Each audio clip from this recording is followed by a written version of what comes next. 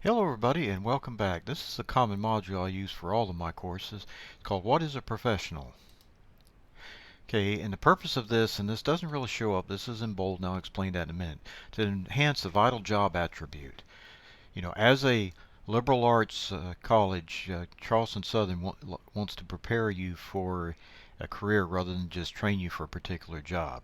Professionalism is a very, very useful job skill, and I say enhance it because many of you are already professionals, already working out in industry, and most of you display at least some of the behaviors and the competencies that we will talk about.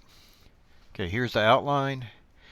I will talk about my experiences because I learned about professionalism the hard way over 40 years, and I would like to kind of fast forward you all by sharing with you some of the things I've learned.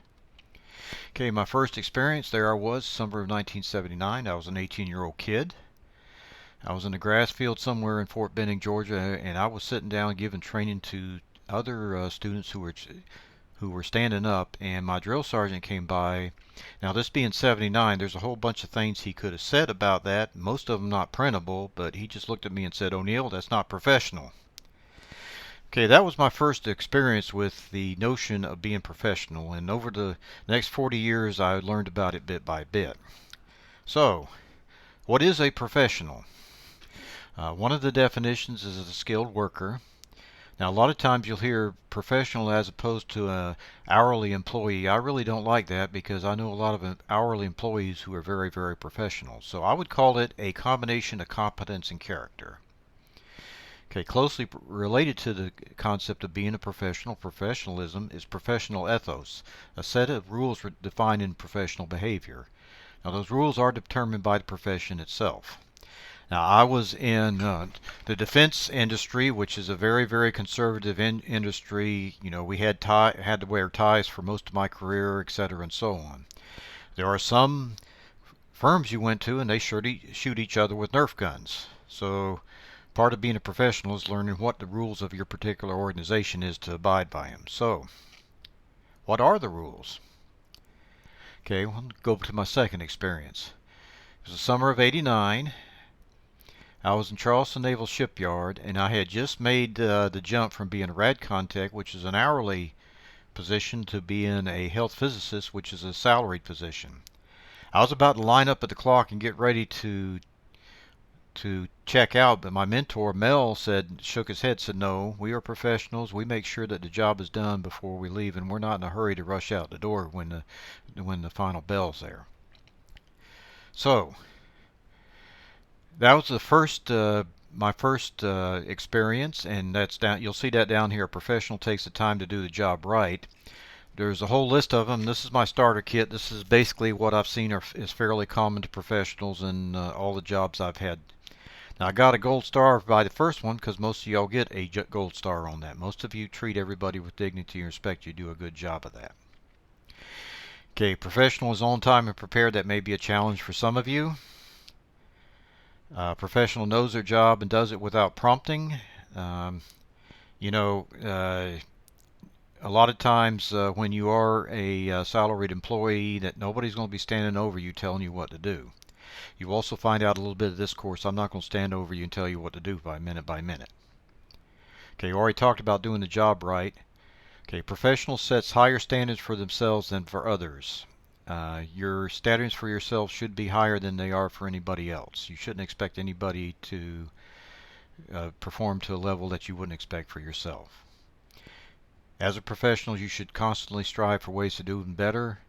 And the last one, a professional understands the workplace culture.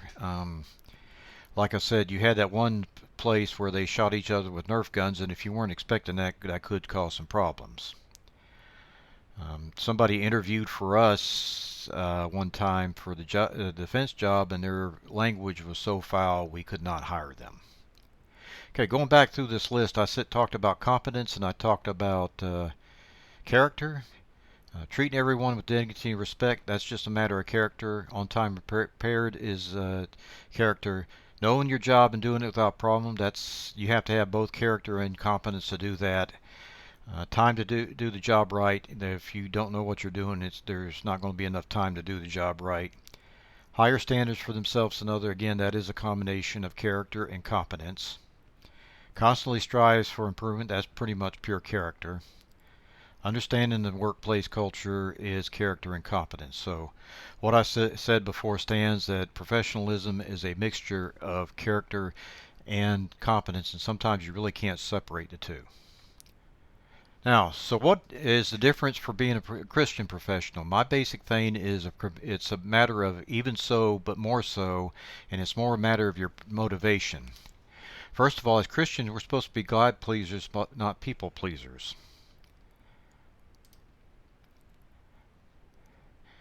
And you have it right here in Ephesians 6:6-8. And not by the way of eye service as people, but by bond service of Christ, doing the will of God from the heart, rendering service with a good will as to the Lord and not to man. And one of the primary things of this is what does your witness look like?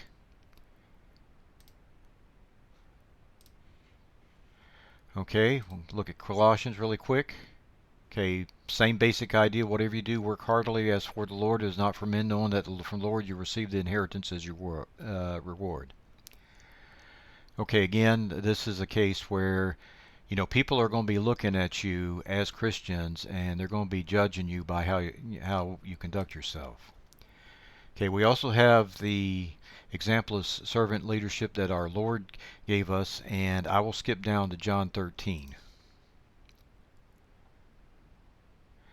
Okay, and everybody pretty much knows this is where Jesus washes the disciples' feet. Now, a couple of things. This is the Son of God, and if he washes everybody else's feet, we should be prepared to serve each other.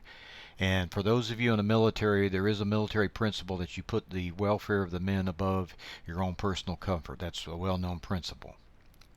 So, for a Christian professional, you have the notion that we need to be God pleasers, not people pleasers, and you have the idea of servant leadership, which for that idea by that time, by the way, was really radical, because most of the leaders, to use Jesus' own words, lorded it over everybody.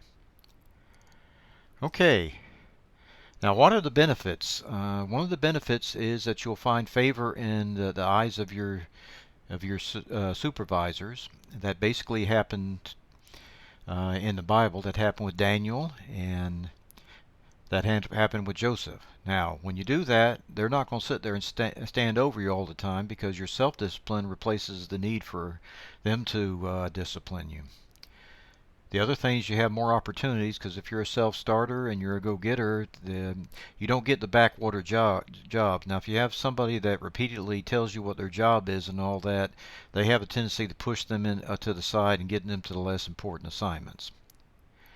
And finally, as a Christian professional, you have a better witness when you decide to share Christ with your fellow workers. Okay, in my class, the benefits are I will treat you as a professional, because most of you convinced me you are. You are qualified to be here. You've met all the requirements.